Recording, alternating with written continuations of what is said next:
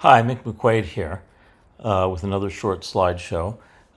This one on why I avoid Microsoft products to the extent that I can. By the way, MSFT is the stock ticker symbol for Microsoft. So I'm often asked why I use other tools in preference to Microsoft products, and so here I'm going to try to answer that. And it all goes back to an antitrust case. Years ago, Microsoft was sued for antitrust violations. They tried to suffocate a browser called Netscape Navigator by bundling their browser with their operating system. And the case was dismissed because the judge made a negative comment about Microsoft at a cocktail party, which showed prejudice against Microsoft. Now, the Department of Justice could have retried the case with a different judge, but newly elected President Bush wanted to appear pro-business and anti-regulation, so they dropped the case. Now, on the merits, I believe Microsoft should have been broken up, but it remains a largely unregulated monopoly to this day. Here are just a few quotes from the case. Microsoft had this chant, "DOS ain't done till Lotus won't run," which meant that the operating system that they were developing at the time, Microsoft DOS, MS-DOS, couldn't be upgraded until the upgraded version would break the most popular software package of that era, Lotus 123. They weren't direct competitors with Lotus 123 at the time, but they still viewed Lotus as a threat to their existence. Microsoft executive was quoted in the case as saying of another company, not Lotus, "Can't we cut off their air supply?" And another Microsoft executive's quote, "We haven't won until the last developer is removed from a competing product." So they had this attitude that they don't win unless everyone else loses. And this diminishes consumer choice in favor of the monopolist. And this is an important reason why we used to regulate monopolies. Microsoft's strategy was always to get your boss to mandate the use of Microsoft products, so you'd have to use them whether you liked it or not. And an example of that can be seen in the university, which is standardized on Microsoft products. Apple's strategy, on the other hand, was to make insanely great products that you couldn't resist buying. So which of these approaches favors the consumer, and obviously Apple's, and which approach works better in a corporate environment? Obviously Microsoft's.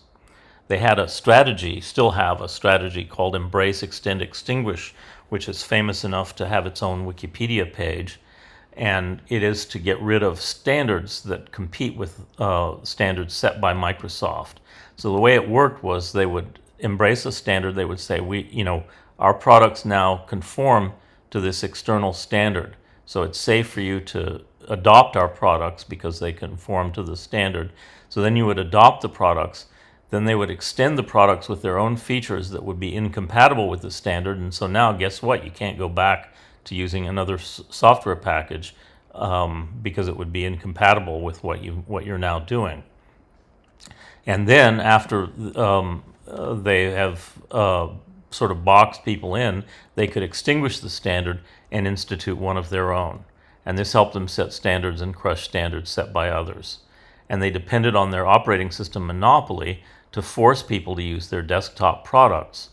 And this resulted in cartoons like this one from that era, showing Microsoft as owning all the properties on the monopoly board. When the operating system was MS-DOS, it was very difficult for Microsoft. They tried to suffocate desktop software, but the problem was that developers could write software in assembly language that bypassed Microsoft DOS and enjoyed performance advantages over Microsoft's desktop software. And this was, in fact, what several software developers did: Lotus 123, WordPerfect, and Xyrite, and others. In fact, there was a thriving software industry at this time.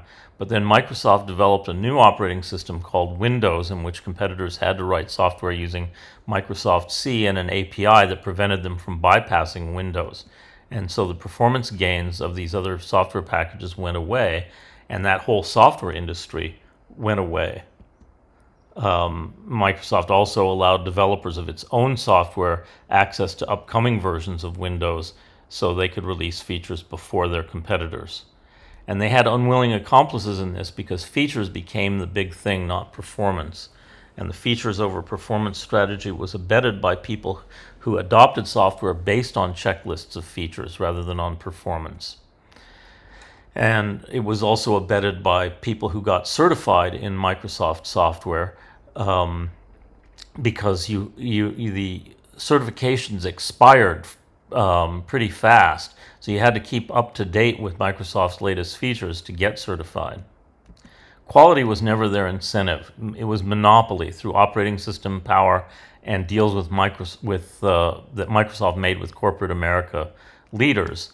And I don't want to diminish the quality of their software. They certainly have released more garbage than any other successful software company, but they've also done great things in software because they had the money to attract software engineers, and for a while they rewarded developers with leadership roles. This went away during the Ballmer era, but it wasn't the key to their success. The key to their success was leveraging the operating system monopoly. So Windows gave Office a monopoly, and in turn Office reinforced the Windows monopoly. And this resulted in tongue-in-cheek cartoons like this one, which shows Microsoft against the world, which is how Microsoft perceived the world. This is from the early 2000s, and many of the companies and technologies don't exist anymore because of Microsoft initiatives to basically destroy them rather than to create value for consumers. By the way, one of the most interesting things to me about this is their attacks on free software or open source software.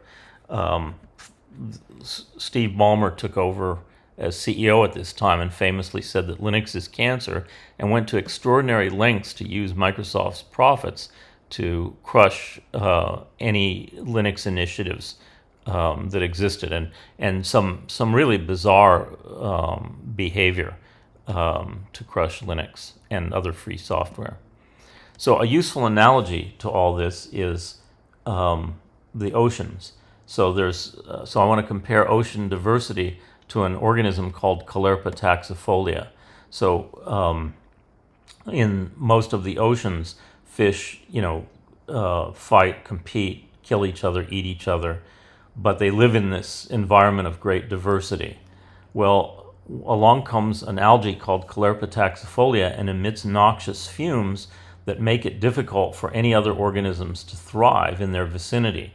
So wherever Caulerpa taxifolia spreads, nothing else grows, nothing else lives in those areas. It's just this big green morass. And that's analogous to Microsoft. And in fact, marine biologists believed at one time that Caulerpa taxifolia would take over all the oceans, but it's run into limits, just as Microsoft has run into limits.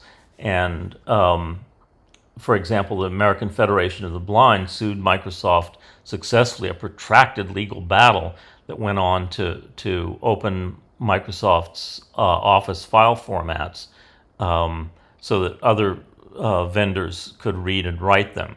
In particular, the American Federation of the Blind wanted blind people to have access, but that has ended up benefiting other people, obviously. But in the absence of government action, I believe the only way to have this kind of environment instead of this kind of environment is for consumers to choose diverse and varied products, and so that's what I do. So I avoid this situation to the extent that I can. So that's the end of my little slideshow, and I'll be back with another one soon.